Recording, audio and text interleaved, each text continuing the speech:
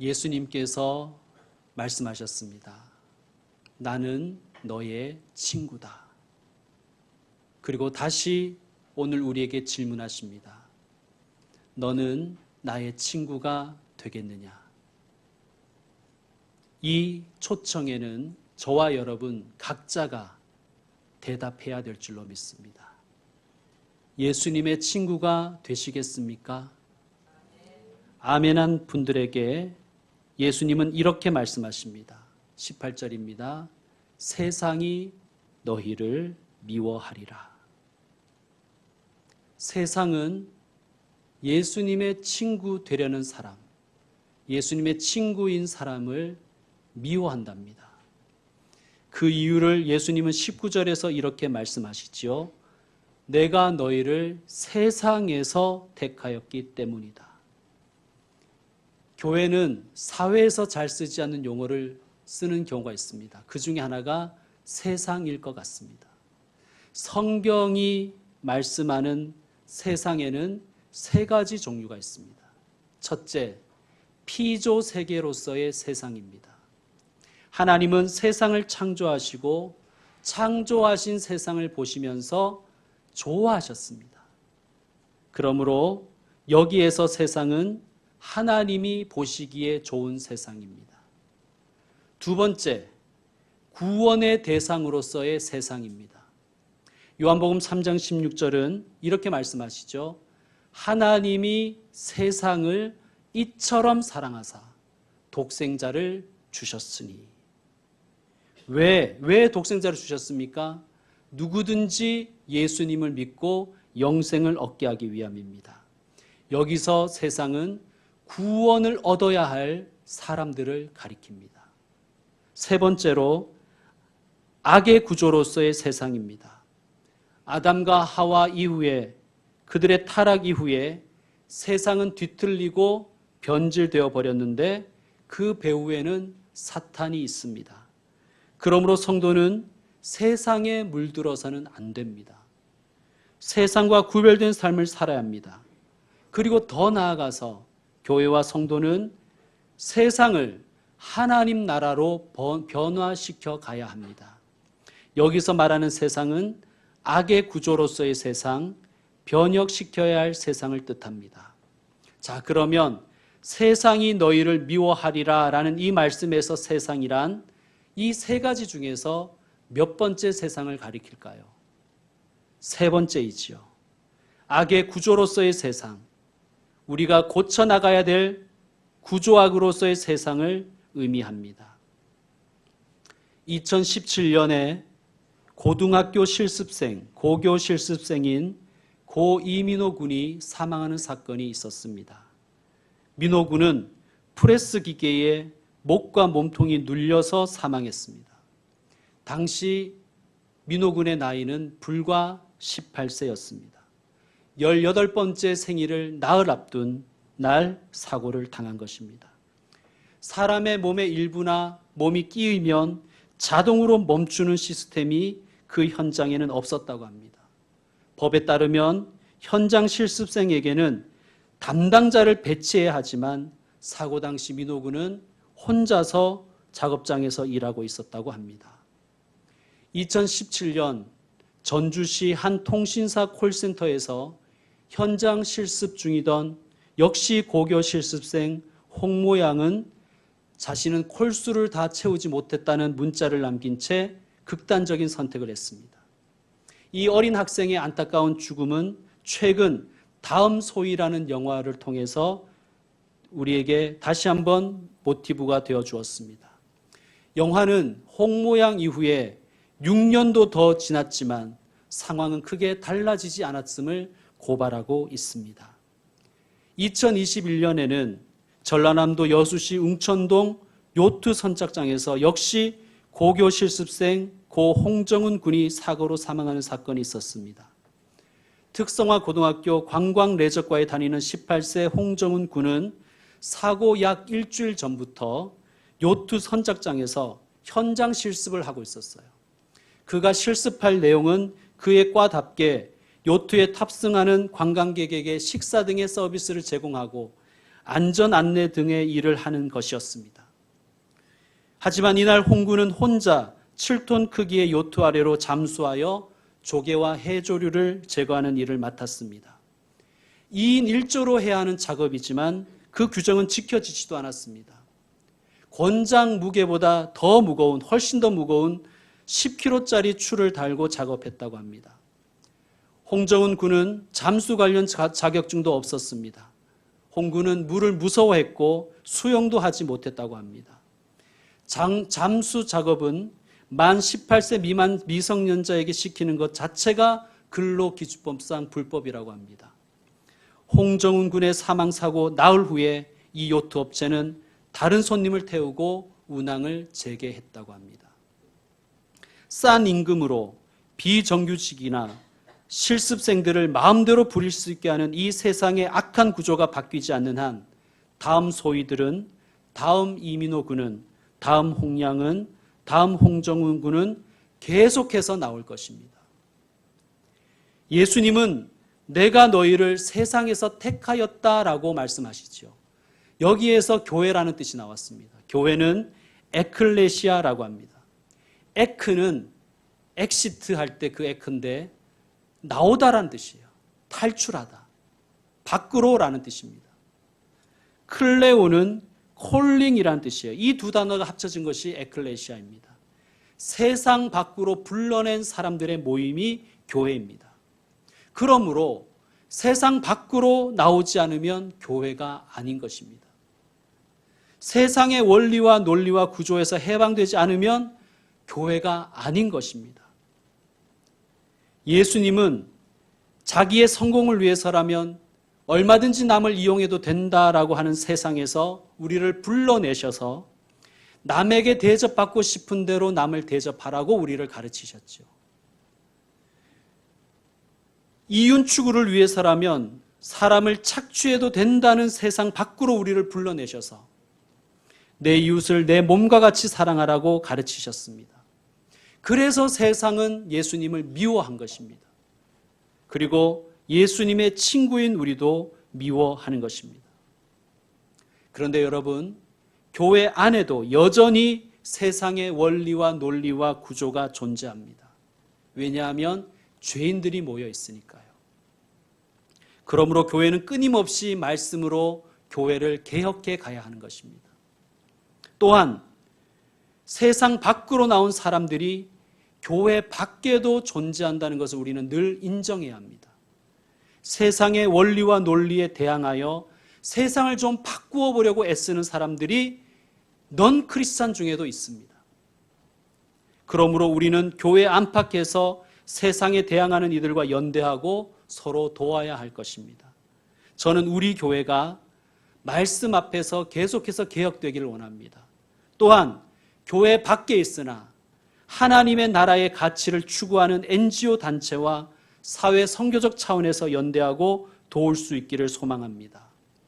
19절 말씀 다시 한번 읽어주십시오. 19절 말씀 시작.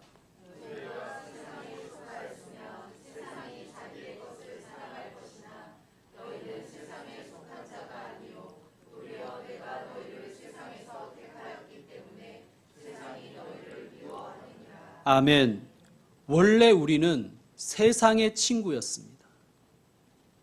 그때는 세상이 우리를 사랑했어요. 그런데 예수님이 우리를 세상에서 나오게 하셨습니다. 그래서 친구를 빼앗긴 세상이 예수님을 미워하는 것입니다. 그리고 예수님의 부르심에 응답하여 세상 밖으로 나간 우리를 또한 미워하는 것입니다. 예수님의 친구는 세상과 잘 안 맞습니다. 항상 삐걱거립니다. 나는 그리스도인으로 세상에 사는데 별로 부딪히는 게 없다. 여러분은 아직 예수님의 친구가 아닌 것입니다.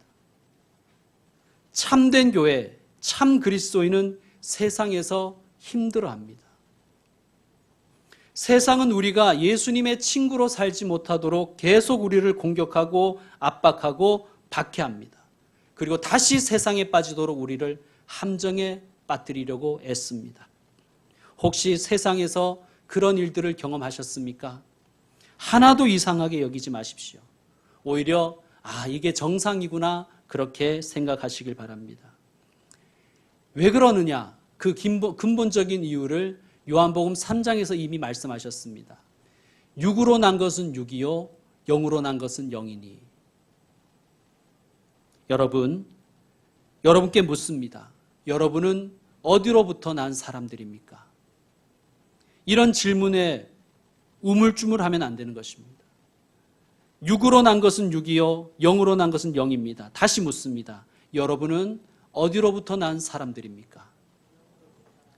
아멘. 나는 참 포도나무요 너희는 가지다라고 말씀하셨죠. 이 말씀은 나를 믿는 자는 내가 그 안에 있고 그가 내 안에 있다는 말씀입니다. 우리가 그리스도를 믿고 영접하면 우리는 예수님과 하나가 되는 거예요. 예수님과 하나가 된다는 것은 예수님의 신분이 우리의 신분이 된다는 뜻입니다. 여러분, 예수님은 영으로 나신 분이실까요? 육으로 나신 분이실까요? 영으로 나신 분이시죠. 예수님은 하늘로부터 오셨고 영으로 나신 분이십니다. 예수님과 하나가 되고 한 지체가 되면 우리도 영으로 난 사람이 되는 것입니다. 하늘로부터 난 사람이 되는 것입니다. 신분이 바뀌었다는 뜻이에요. 이것을 성경은 구원을 받았다, 영생을 얻었다, 그리고 거듭났다라고 표현하는 것입니다. 그러나 예수님께서 영으로 나셨지만 이 땅에 사신 것처럼 우리도 영으로 다시 났지만 이 땅을 살아가야 됩니다. 그런데 중요한 것은 예수님은 이 땅을 사셨지만 이 땅에 속하지 않으셨지요. 우리도 마찬가지입니다. 우리도 예수님을 믿어 구원 영생을 얻었고 예수님처럼 하늘에 속한 존재가 되었으나 역시 이 세상을 살아가야 하는 것입니다. 여러분, 예수님은 우리가 세상으로부터도 사랑받고 예수님으로부터 사랑받을 수는 없다고 말씀하셨습니다. 두 군데로부터 다 사랑받을 수는 없습니다. 의와 불의는 함께할 수 없고 빛과 어둠은 공존할 수 없기 때문입니다. 그러니 그리스도인이라는 이유로 고난받는 것은 전혀 이상한 일이 아닙니다. MBTI가 맞지 않아서 그런 게 아니라 유전자가 DNA가 달라졌기 때문입니다. 21절을 보면 이렇게 말씀하시죠. 그러나 사람들이 내 이름으로 말미암아 이 모든 일을 너희에게 하리니 이는 나를 보내신 이를, 누구입니까? 나를 보내신 이가 하나님이지요. 하나님을 알지 못함이라. 왜 세상이 그리스도인을 미워하는가? 하나님을 모르기 때문입니다. 무지하기 때문입니다. 여러분, 그런데 이 부분이 굉장히 중요해요. 기독교에서 말하는 죄가 뭐냐 하면 하나님을 모르는 것입니다. 기독교에서 말하는 무지라는 것은 불신과 같은 뜻이에요. 여러분, 우리는 죄하면 생각나는 것들이 있죠. 윤리적, 도덕적, 법적 죄들. 그런데 사실 이 죄, 우리가 생각하는 그 죄들은 죄의 증상들입니다. 여러분, 제가 만일 제가 어제부터 기침이 나고 콧물이 나고 목이 따끔거리고 오한이 들고 머리가 아파요 라고 하면 여러분 뭐라고 하십니까? 감기 걸렸네요 그러잖아요.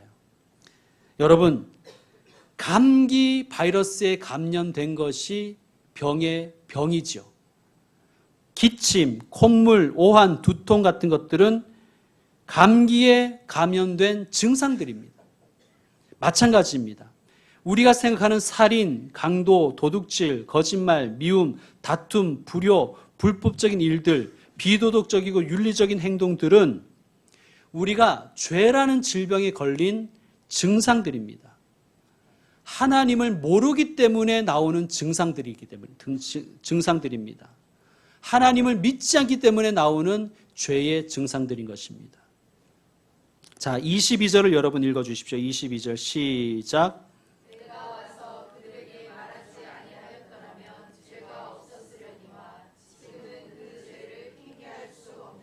아멘. 지금은 그 누구도 몰랐다라고 할 수 없다는 거예요. 왜 그렇습니까? 예수님이 오셔서 말씀하시고 24절에 의하면 기적도 보여주셨기 때문입니다. 누구도 이제는 무지를 핑계댈 수가 없는 거예요. 누구도 불신을 핑계댈 수가 없는 거예요. 자, 다시 질문하겠습니다. 육으로 난 것은 육이요, 영으로 난 것은 영이니 여러분은 영으로 난 사람입니까? 육으로 난 사람입니까? 아멘. 예수님의 친구가 되기 원하십니까? 예수님을 모르는 자로 살기를 원하십니까? 예수님의 친구 되기를 원하시는 줄로 믿습니다.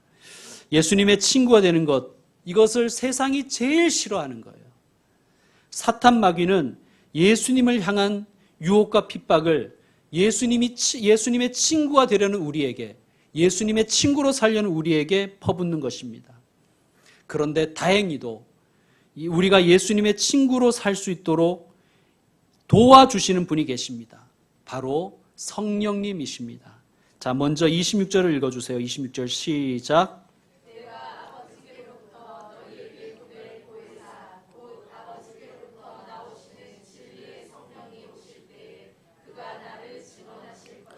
아멘. 자, 여기서 그는 진리의 성령님이시죠. 그분이 나를, 즉 예수님을 증언하신대요. 누구에게 증언하신다는 것입니까? 우리에게. 예수님의 친구가 되어 살려는 우리에게. 그런데 이렇게 표현합니다. 진리의 성령. 그렇죠? 진리의 성령이시니 진리이신 예수님을 얼마나 잘 아시겠습니까?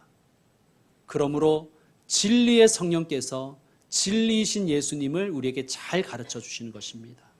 자, 27절도 함께 읽겠습니다. 너희도 처음부터 나와 함께 있었으므로 증언하느니라. 아멘. 성령께서 우리에게 예수님을 증언하시는 이유는 우리로 하여금 세상 속에서 예수님을 증거할 수 있도록 하기 위한 것입니다. 성령님은 우리로 하여금 예수님을 증언하는 예수님의 친구가 되게 하시고 동시에 우리가 예수님의 친구가 되어 세상의 주님을 증언할 때 우리와 함께 하여 주십니다. 또한 우리가 복음 전할 때 복음 전하는 나를 붙들어 주시기도 하지만 우리의 복음을 듣는 사람의 마음을 움직여 주시고 열릴 수 있도록 도와주시는 분이십니다. 우리는 예수님을 미워하는 세상 속에 예수님의 친구로 예수님을 증언하는 증인으로 보냄받았음을 늘 기억하시기를 축원드립니다. 이제 말씀을 마무리하겠습니다. 우리는 전도라고 하면 혹은 선교라고 하면 특별한 날, 특별한 기간에, 특별한 장소에서 특별한 이벤트 하는 것으로 여기가 쉽습니다. 단기 선교나 전도 프로그램, 전도 행사를 생각하지요. 물론 그런 일들도 쉽지가 않습니다. 실제로 해보면 예상치 못한 어려움을 많이 당하기도 합니다. 그런데요, 이벤트로서의 전도가 쉬울까요? 일상생활에서 예수님의 증인으로 사는 것이 쉬울까요? 이벤트로서의 전도가 훨씬 쉽습니다. 여러분, 가끔 친구 노릇 해주는 것보다 일상 속에서 친구로 사는 것이 훨씬 더 어렵지 않습니까? 마찬가지입니다. 예수님의 친구 노릇 가끔 해드리는 것보다, 그러니까 선교 현장에 가서 예수님의 친구 노릇 하는 것보다 일상 속에서 예수님의 친구로 사는 것이 훨씬 더 어려운 것입니다. 최근에 인상 깊은 인터뷰 영상을 하나 보았습니다. 밴쿠버 올림픽 즈음에 김연아 선수를 찍은 다큐멘터리였습니다. 스트레칭을 하는 김연아 선수에게 어떤 기자가 묻습니다. 무슨 생각을 하면서 해요? 그러니까 무슨 생각을 하면서 스트레칭을 하냐는 것이죠. 김연아 선수가 멈칫 뭔가 뜬금없다는 표정을 잠시 지은 후에 어이없어 하며 웃으며 말합니다. 무슨 생각을 해? 그냥 하는 거지. 여러분, 이게 제일 어려운 것이죠. 매일 똑같은 일을 반복해내고 거기서 떠밀리지 않도록 버텨내고 있다는 것이 제일 힘든 것입니다. 그래서 김연아 선수 혹은 모든 운동선수가 대단한 것이지요. 여러분, 처음 질문을 다시 드리겠습니다. 예수님의 친구가 되시겠습니까? 특별한 이벤트 없어도, 그리고 늘 반복되는 일상 속에서 그냥 예수님의 친구가 되는 것, 그냥 예수님의 친구로 버텨내는 것, 그것이 쉽지가 않습니다. 특별한 이벤트가 아니어도, 특별한 이벤트 없어도 예수님의 친구로 일상을 살아내시겠습니까? 저에게는 한 주 내내 묵상하는 가운데 지워지지 않는 질문이 있었습니다. 성령님께서 나와 함께 하신다는 것은 도대체 무엇일까? 예수님이 나와 함께 하신다는 것은 도대체 무엇일까? 주님이 나와 함께 하시는 증거가 무엇일까? 오늘 설교를 준비하면서 깨우침이 있었습니다. 성령님이 함께 하신다는 것은, 주님이 나와 함께 하신다는 것은 특별한 이벤트를 우리에게 허락하시는 것만이 아니라 자질구레하고 반복되고 지긋지긋하고 정말 징그러운 일상 속에서 그래도 예수님의 친구로 잘 버티게 하시는 것, 감당하게 하시는 것, 도와주게 하시는 것, 그리고 그냥 예수님의 친구로 살게 하시는 것, 그것이 아닐까 하는 깨달음을 얻었습니다. 예수님이 말씀하십니다. 네가 나와 함께 있는 순간부터 나의 친구다. 네가 나와 함께 있는 그 순간부터 모든 순간이 친구로서의 삶, 증인으로서의 삶이다. 주님과 함께 매일의 일상에서 주님의 친구로 살아가시기를 축원드립니다. 기도하겠습니다.